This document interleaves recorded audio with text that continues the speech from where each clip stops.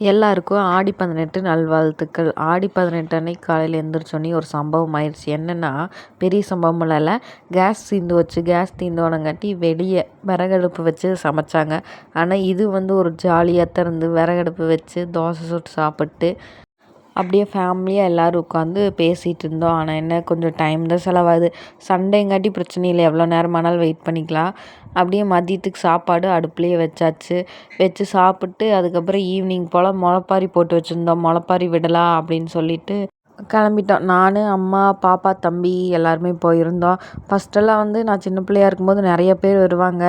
வீட்டுக்கு எல்லோரும் முளைப்பாரி விட்டுருப்பாங்க. அதனால எல்லோரும் வருவாங்க. ஈவினிங் போல் எல்லாருமே கிளம்பி போவோம். இப்போ நாங்கள் மட்டும் தான் போனோம். எல்லோரும் ஃபஸ்ட்டு போகும்போது பார்த்திங்கன்னா கன்னிமார் சாமியெல்லாம் வச்சு சாமி முன்னாடி மஞ்சக்கவுறு அவல்கல்ல எல்லாம் வச்சு கும்பிடுவாங்க. நாங்கள் விநாயகர் கொண்டு போய் வச்சு கும்பிட்டு சூடமத்தி எல்லாம் காமிச்சு கும்பிட்டு அதுக்கப்புறம் எடுத்துகிட்டு போய் வாய்க்காலில் விட்டு வந்தாச்சு. உங்கள் ஊர் பக்கம்லாம் இன்னும் இந்த மாதிரி முளைப்பாரி ஓட்டு ஆடி 18 கும்பிடுவீங்களா அப்படின்னு சொல்லிட்டு மறக்காமல் எனக்கு கமெண்ட் பாக்ஸில் கமெண்ட் பண்ணுங்கள். முளைப்பாரி விட்டு வந்தோடனே கொஞ்சம் வெளியே போக வேண்டிய வேலை இருந்தது. வெளியே போயிட்டு அதுக்கப்புறம் ட்ரெஸ் கடைக்கு போனோம். ட்ரெஸ் கடைக்கு போய் கொஞ்சம் டாப்ஸ் எல்லாம் எடுக்க வேண்டியது இருந்து எடுத்துகிட்டு அதுக்கப்புறம் வீட்டுக்கு வந்தாச்சு. வீட்டுக்கு நைட் டின்னருக்கு பொட்டேட்டோ ஃப்ரை செஞ்சுருந்தாங்க. அதை போட்டு சாப்பிட்டு அப்படியே தூங்க போயாச்சு.